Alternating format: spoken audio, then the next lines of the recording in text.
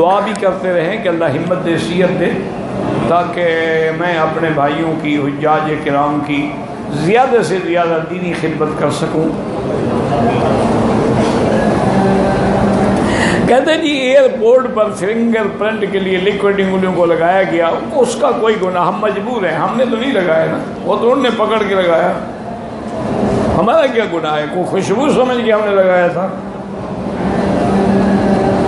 احرام باندھا، تلبیہ نہیں پڑا، عمرے کی نیت نہیں پورا کر دیا، مجھے نہیں پتا کہ کب، یعنی جب احرام باندھ لیا تلبیہ تو نہیں پڑا، کچھ پڑھا بھی تھا کہ نہیں پڑھا؟ اگر کچھ نہیں پڑھا عمرہ ہی نہیں ہوا۔ اگر اللہ کا ذکر کیا، کچھ پڑھا، سبحان اللہ الحمدللہ، کچھ پڑھا تو پھر تو گزارا ہو جائے گا، ورنہ یہ ہے کہ تلبیہ نہ پڑھو تو عمرہ کس بات کا ہے۔ پاکستان سے دعاؤں کی درخواست ہے، طواف کے بعد نیت کی 2 رکعت دوگانہ کی تو نماز ہو گئی؟ ہاں ہو گئی، 2 رکعت دوگانہ ہی ہوتی ہے نا، اور کیا ہوتی ہے؟ دوگانہ کا کیا معنی ہے تو 2 رکعت کا کیا معنی ہے؟ یہ عجیب لوگ ہیں، پتہ نہیں دوگانہ بھی اور بلا ہے۔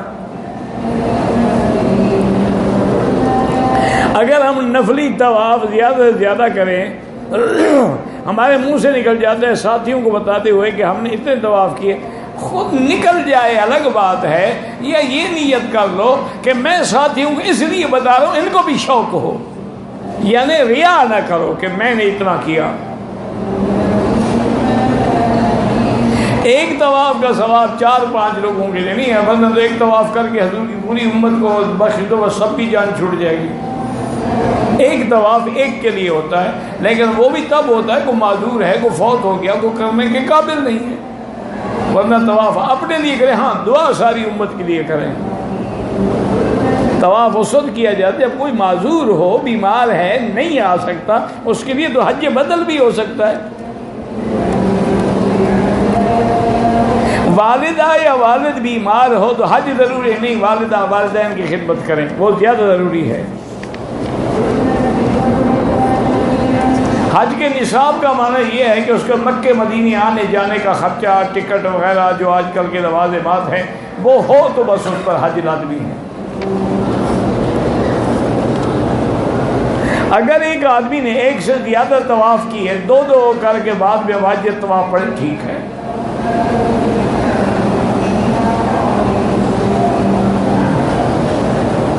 کیا یہ بات درست ہے کہ فتح مکہ کے موقع پر حضور پاک نے اپنے ہاتھ سے طلحہ شیبی کو کعبے کے دروازے کی چابی دی تھی؟ بالکل درست ہے، اور دعا بھی کی تھی، آج بھی انہی کے خاندان میں ہے۔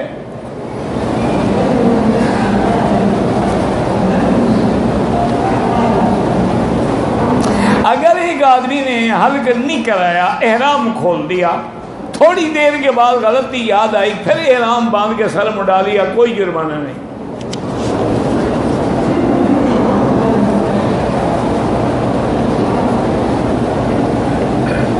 میں 24 دن ہو گئے ہیں دمام سے آیا ہوں، راستے میں میقات سے میں نے احرام باندھا، عمرہ کیا، حج کی لیے، بالکل آپ کا حج تمتع ہے، انشاءاللہ ایک بکری آپ نے حج کی دینی ہے، بس آپ کا حج ٹھیک ہے، کیونکہ آپ عمرہ کر چکے ہیں، اب 8 کو آپ حج کا احرام باندھیں گے، اسی کو تمتع کہتے ہیں کہ درمیان میں نفع اٹھا رہے ہیں۔ بھئی جو لوگ فوت ہو گئے ان کے لیے تو ہوتا ہے، انہیں زندہ کے لیے تو نہیں ہوتا۔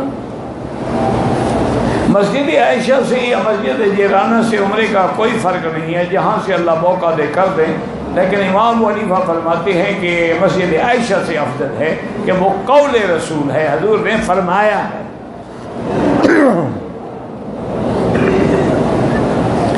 بیوی کی اپنی کوئی جائیداد نہیں، اس پر حج فرض ہے؟ بالکل نہیں۔ اگر شوہر صاحب جائیداد ہے اس پر بھی ضروری نہیں، لیکن اگر وہ مہربانی کر کے بیوی کو بھی پیسے دے دے، حج کرا دے تو اچھی بات ہے، بہت بڑی سعادت ہے، ورنہ عورت پر کوئی فرض نہیں۔ فرض اسی پہ ہے، عورت ہے یا مرد ہے، من استطاع، جس کے پاس استطاعت اور طاقت ہے۔ حرم کی پورے مکے میں، حدود حرم میں جہاں بھی نماز پڑھو 1 کا 1,00,000 ملتا ہے، دوران طواف حتیم کے اندر جانا منع ہے، پہلے طواف ختم کرو۔ طواف اور صفا کے بعد احرام کھول دیا، حلق بعد میں کرایا، کتنی دیر بعد؟ اگر 4-5 گھنٹے کے لیے کپڑے پہن لیے تو دم پڑ گئی۔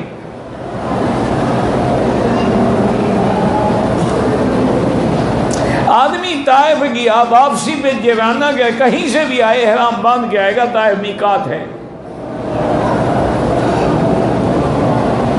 ایک آدمی نے اپنا حج نہیں کیا، حج بدل، پہلے اپنا حج کرے پھر بدل کرے۔ نفلی طواف کے پہلے 3 چکروں میں کوئی رمل نہیں ہوتا۔ رمل اور کندھا نکالنا اس طواف میں ہوتا ہے جس کے بعد صفا دوڑنی ہو، یعنی عمرے کی ہو یا حج کی ہو۔ حرم کے دم کے روزے حرم میں رکھنے ہیں کوئی نہیں، آپ نے 10 روزے رکھنے ہیں، حرم میں رکھو، باہر رکھو۔ دم اس وقت ہوتا ہے جب کوئی واجب چھوٹ جائے، فرض چھوٹ جائے تو عبادت ہی نہ ہوئی۔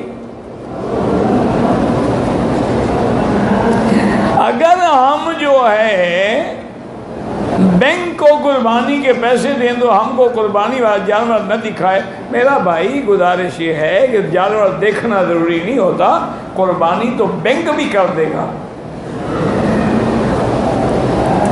ایک ہے حج کی بکری، ایک ہے قربانی۔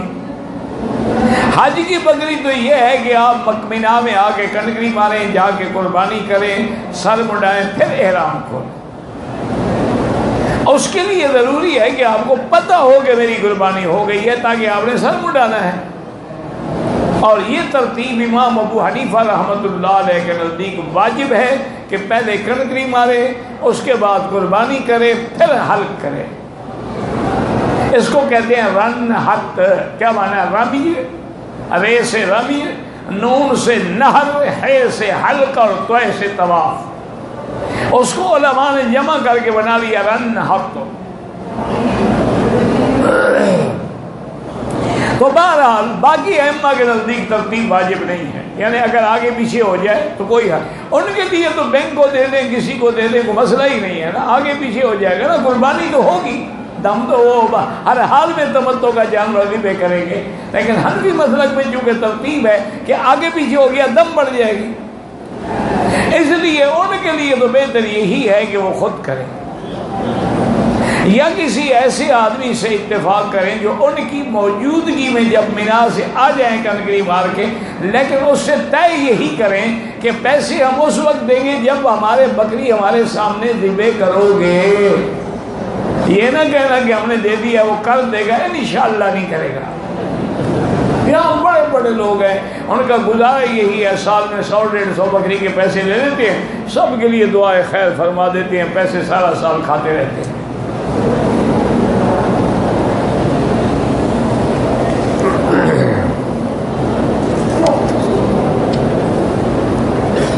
جو بینک کو دیں گے بینک تو قربانی کریں گے، میں یہ نہیں کہہ رہا نہیں کریں، صرف حنفی مسلک میں ترتیب ہے، باقی تو کسی کے نزدیک ترتیب نہیں۔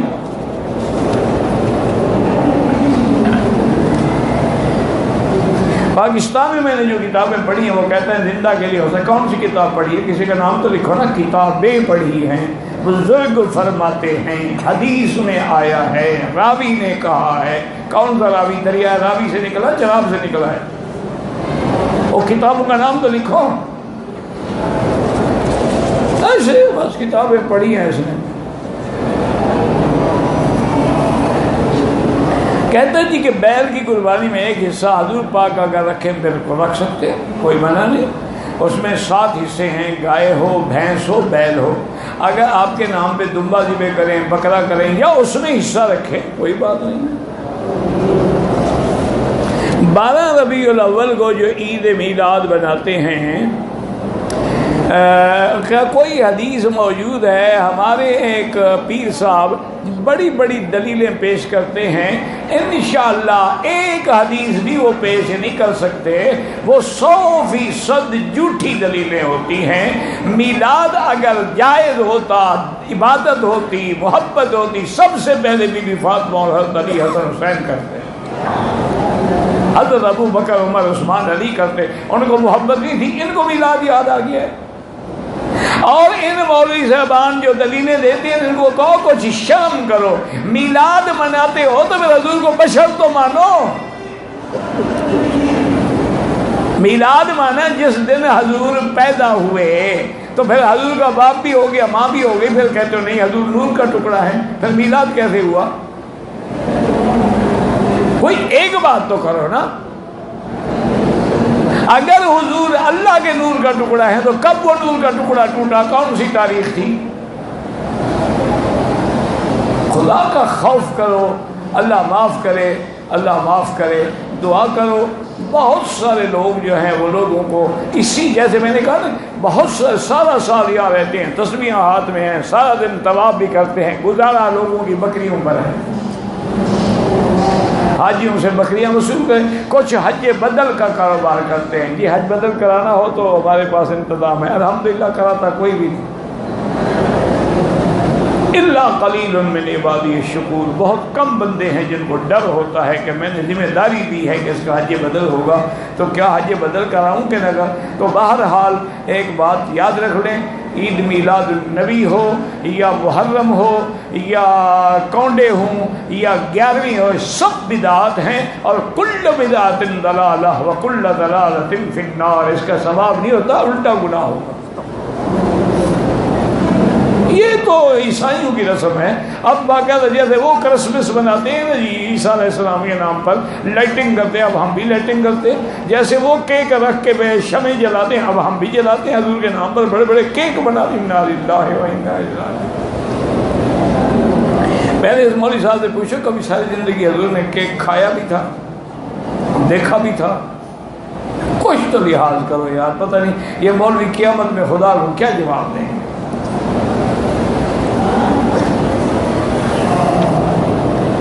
کہتے جی کہ سنا ہے کہ آخری زمانے میں خون سفید ہو جائے، کوئی حدیث نہیں ہے، آپ نے گھڑی ہے، خون جو ہے اسی طرح رہے گا، یہ بھی حدیث میں سنا ہے، اور حدیث میں ہے کہ آخری زمانے میں خون سفید ہو جائے گا، ایک محاورہ ہے کہ لوگ بے حیا ہو جائیں، یہ نہیں ہے کہ حدیث میں ہے کہ خون سفید ہو جائے گا۔ تو میں سکتا ہر سال تیرا نکال کے دیکھ لیا تھا، ابھی ہو تو نہیں رہا سفید۔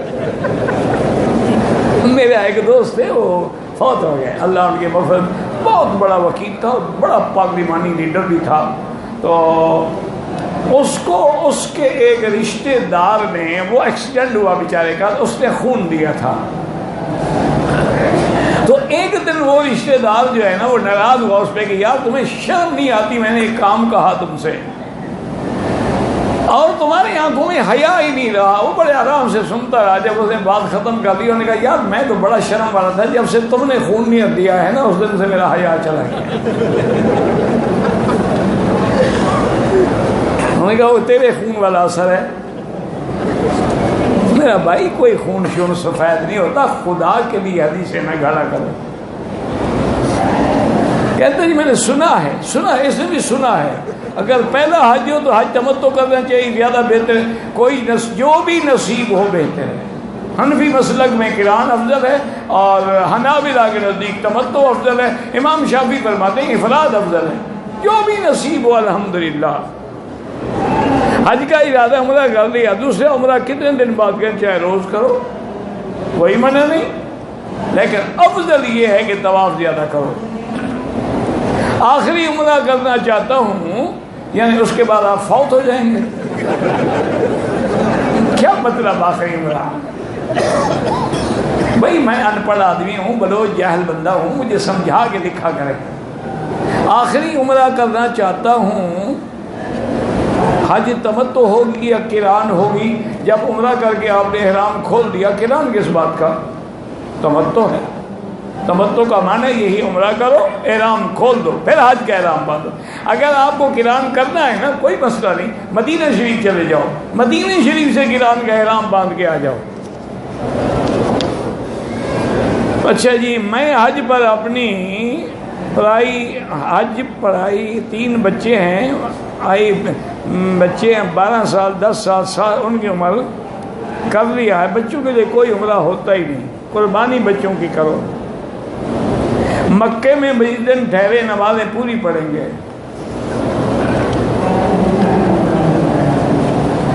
ہم میں 90% لوگ سلام علیکم کرتے ہیں، بالکل السلام علیکم، اصل تو صحیح تلفظ ہے السلام علیکم ورحمۃ اللہ وبرکاتہ، الف لام کے بغیر۔ انشاءاللہ مرنے کے بعد جنت میں ہوگا سلام علیکم بما صبرتم فنعم عقبی الدار۔